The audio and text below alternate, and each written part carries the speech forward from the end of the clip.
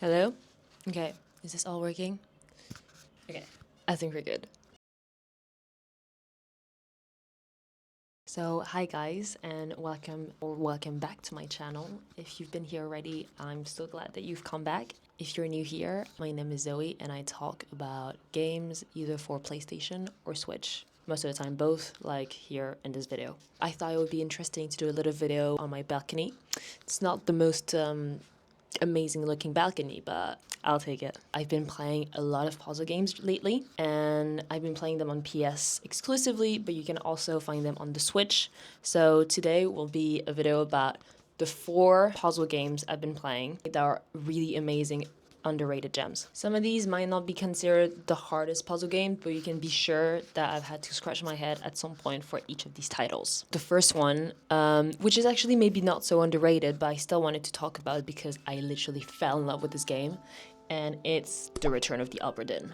Basically an adventure game with minimal color, so it's actually only with 2 colors, but you'll see that this is not very important for you to enjoy this game. You cannot work basically as an investigator, technically an insurance investigator, who goes on the ship of the Obra Dinn, which is empty, and you investigate basically what happened on it. So you have a list of, I think, 60 crew members. You have their faces, you have a list of names, and the goal is simple. You need to identify who is who and what happened to them. We're gonna go through the memories of these people, and I don't want to spoil it too much because I'm already saying a lot, but guys, it gets so amazing because it's really, you just investigate. It's like basically finding a thread and just going and going, making the story with what you can find bit by bit. I finished it in 3 days. I think 2 days and a half actually, and maybe that's a long time because then I thought I finished it in like a record time, and then I looked online and I think I finished it in like the average time that you need to finish it. So I'm not smarter than anyone else, I'm just very average. You really feel like a detective that's given all the materials and he can basically work out his deductions by himself. So yeah, I would highly recommend. The game takes around, I think, between 8 and 10 hours of gameplay to complete, which maybe for some of you might seem a bit short, but I promise you that it's such a unique game. By only using 2 colors, you can only focus on the investigation instead of just like wasting time looking at the graphics and stuff, which are still very nice, but you know, that's not what we're here for. After I literally flew through the Obra Dinn, I was in need of another puzzle game, so I went on the PS game sales of the summer, and that's when I found this one game called Sherlock Holmes. And of course, as a puzzle lover, I would love to try and be Sherlock Holmes for a bit, so I took a look at these games, and that's when I saw, actually guys, there was a crazy sale. So I think each game is priced around £25, which is not that much because a game basically has a lot of gameplay. There was this enormous sale where I could get 4 of the games for only £10 instead of 100. So there was literally a £90 discount, which is pretty huge. I do not know why this game is so underrated and why I've never heard about it before. The graphics are absolutely amazing. It's got humor, it's got, well, friendship, it's got family, and most of all, it's got so many different sides of being a detective. So you can go from basically analyzing a corpse to drawing your own conclusions, discovering, of course, investigating crime scenes, and finally making your own choice as to what you want to do with the result of the investigation. It's not just you go there, then you need to go there, and then you just follow along. You can really make your own decisions, especially at the final verdict. At the end of each case, you get to make your own decision and decide if you want to be an ethical detective or a merciless one.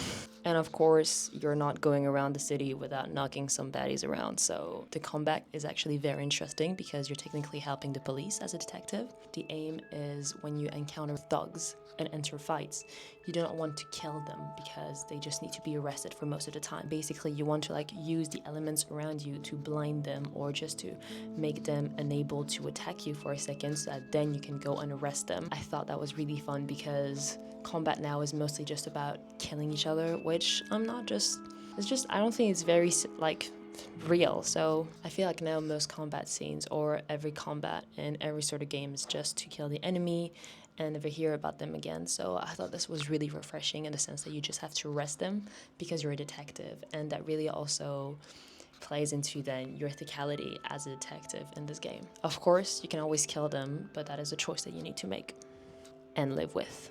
Can you tell that I'm a very soft detective? So thanks to the sale, I managed to get 4 games. I think I managed to game Sherlock Holmes, Crimes and Punishments, Devil's Daughter, Chapter 1, and what was the last one? I completely forgot.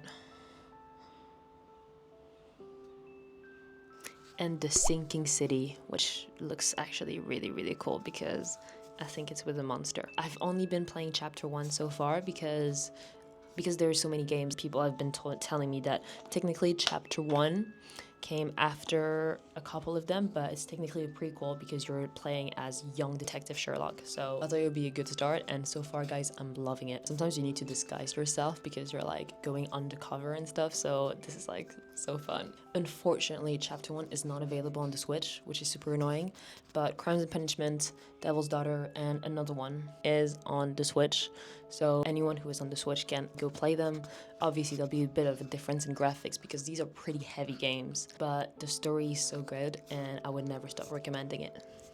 Moving on from kind of like period games, I've been recently into space. Not as in like I've been into space, like I haven't, but as in like I've been into everything that is space related. And this led to me playing the game Deliver Us the Moon. So I haven't heard of that game before either, and I only heard about it because it's recently been imported to the Switch. They've released it and it's now available on the PS subscription. And guys, it was again such a great surprise. This game is much more heavy in terms of storytelling compared to the other 2 previous games I just talked about because it's trying to really talk about a serious possible future that planet Earth could have.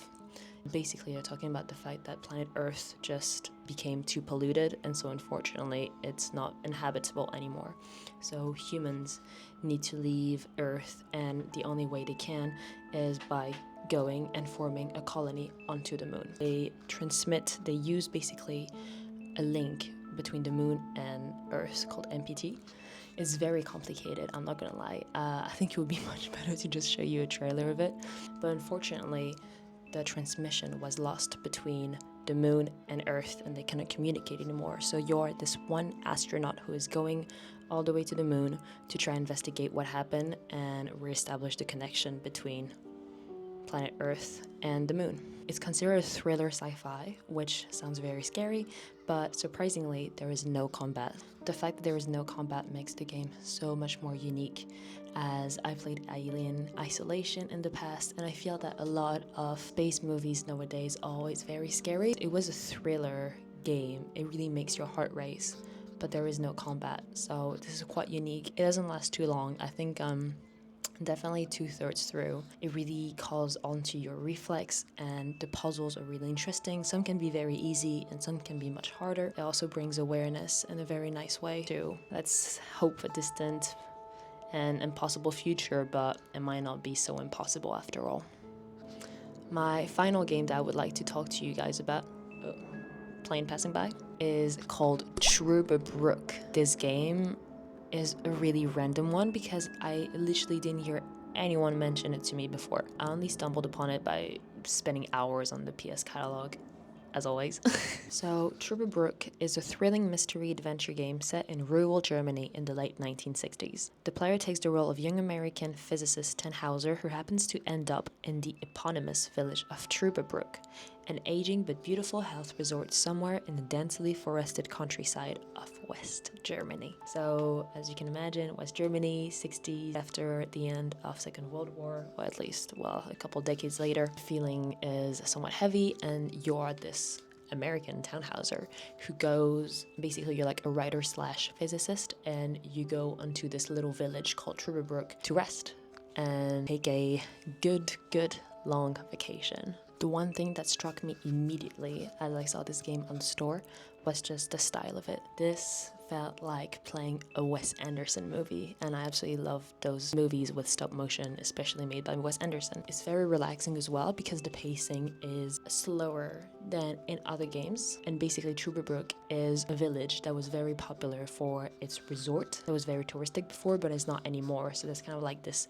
ghost city vibe, which I really love, and it's a very relaxing game. The sound and music are all very nicely placed so that you can feel the eeriness but heaviness of Trüberbrook at the same time. I think I got it on sale on the PS and it was only £4, so really worth just buying and playing along just for one afternoon, even to just give it a try. It's also on the Switch. I do not know how much it is on the Switch, but I feel like, of course, it's an indie game, so it would most likely come on sale every once in a while, and it's just really amazing to be able to support indie developers like this.